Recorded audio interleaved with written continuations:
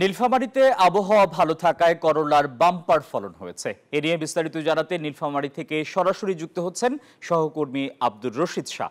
রশিদ, জেলায় এবার কত হেক্টর জমিতে করলা চাষ হয়েছে, দাম নিয়ে কি বলছেন কৃষক?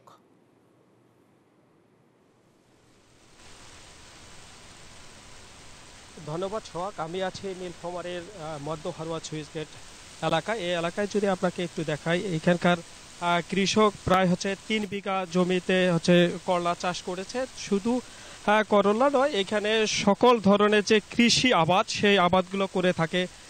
তাছাড়া আপনার প্রায় কৃষি তথ্য মতে প্রায় আপনার 211 হেক্টর জমিতে আপনার করলা চাষ করছে বলে আমরা জানতে পারছি কৃষি অফিসে।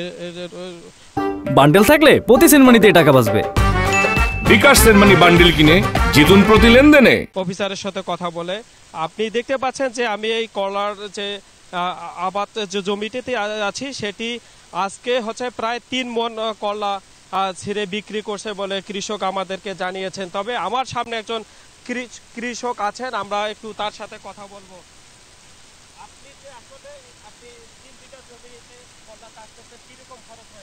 আমার প্রায় 60 হতে 70 হাজার টাকা খরচ হয়েছে।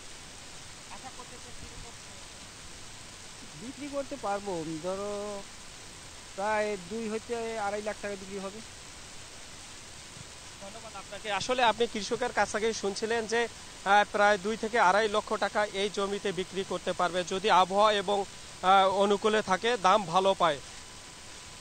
তবে এই ছিল নীলফামারীর মধ্য হারোয়া থেকে। আমি ফিরে যাচ্ছি স্টুডিও থেকে। আসিফ। রশিদ, আপনাকে ধন্যবাদ।